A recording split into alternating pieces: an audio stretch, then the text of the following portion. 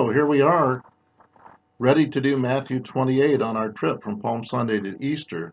And I hear in Matthew 28 there may be something that will make these sunglasses be quite helpful. You never know when all of a sudden things get brighter, and you may want something to protect your eyes a bit. Plus, I have on my Easter tie, and it's quite bright with a lot of color and a cross and roosters and butterflies, symbols of a new day, a new life, of resurrection. So let's get into Matthew 28. Now, after the Sabbath, toward the dawn of the first day of the week, Mary Magdalene and the other Mary went to see the sepulchre. And behold, there was a great earthquake, for an angel of the Lord descended from heaven and came back and rolled back the stone and sat upon it. His appearance was like lightning, and his raiment, his clothing white as snow. Got the sunglasses. And for fear of him, the guards trembled and became like dead men. But the angel said to the women, "Do not be afraid, for I know that you seek Jesus, who was crucified. He is not here, for he has risen, as he said. Come see the place where he lay. Then go quickly and tell his disciples that he is risen from the dead. And behold, he is going before you to Galilee. There you will see him. Lo, I have told you." So they departed quickly from the tomb with fear and great joy, and ran to tell his disciples. And behold, Jesus met them and said, "Hail!" And they came up and took hold of his feet and worshipped him. Then Jesus said to them, "Do not be afraid. Go and tell my brethren to go to Galilee, and there they will see me." The dawn of the first day of the week, the women did not expect what happened. They weren't as prepared as I am. Well, maybe they were. They had been with the Lord, and the Lord had prepared their hearts in ways. But sometimes our minds have to play catch up, and sometimes our hearts do too. And in this case, there was a lot to catch up to.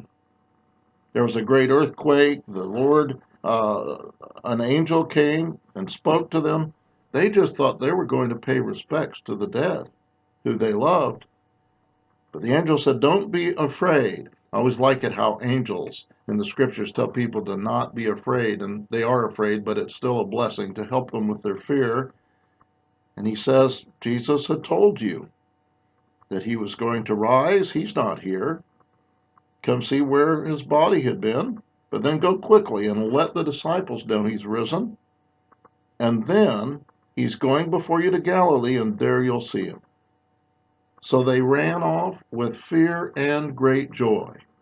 Such mixed emotions. Emotions are tricky sometimes, aren't they? They're not always clearly cut one way or another.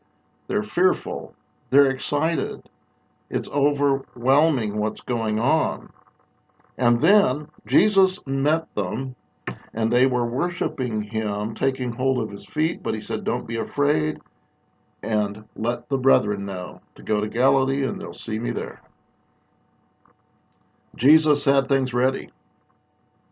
The Lord had things prepared so that things would go forward in the ways they needed to go forward, even from Golgotha, even from a cross, a crucifixion.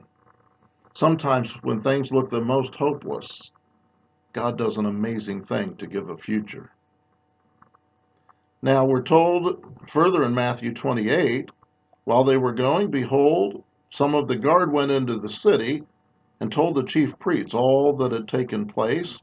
And they assembled with the elders. They took counsel, and they gave a sum of money to the soldiers and said, "Now tell people this. His disciples came by night and stole him away while we were asleep. And if this comes to the governor's ears, we'll satisfy the governor and keep you out of trouble." So they took the money and did as they were directed. And this story has been spread throughout to this day. Now here's the next part, and this usually is preached separately from the resurrection, but right here it is in Matthew 28.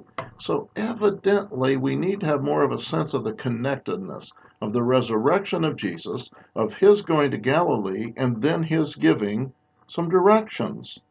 Listen, now the 11 disciples, we're now minus one, went to Galilee to the mountain to which Jesus had directed them, and when they saw him, they worshipped him, but some doubted.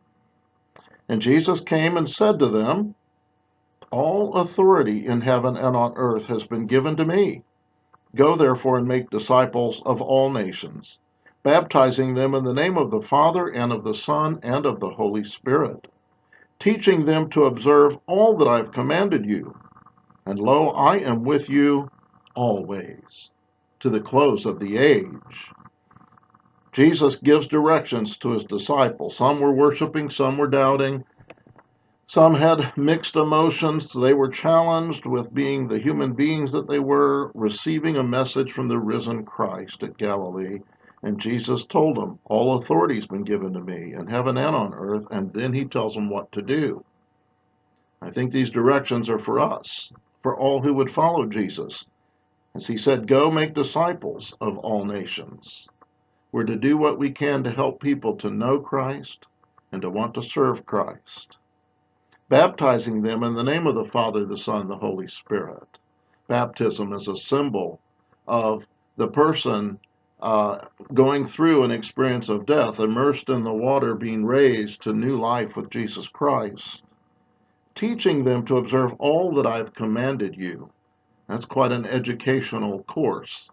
It is ongoing, lifelong. Sunday school never ends. Whatever age you are, you've got more to learn, don't you?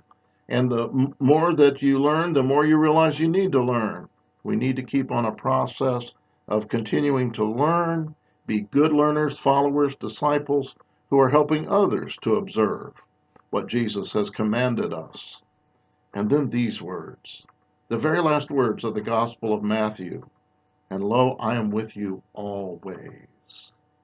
The assurance of the presence of Christ with us always. Whatever we have to go through, he's with us. He is looking after us and helping us. He is strengthening us. He's leading us. And lo, I am with you always to the close of the age. In this age of the coronavirus, it's good to know that he is with us always to the close of this age too, and going forward.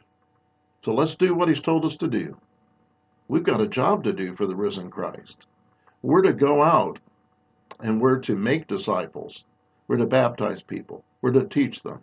We're to be the community of Christ, the people of God in the world, showing forth the amazing love of God and helping people to know the risen Christ. God be with you.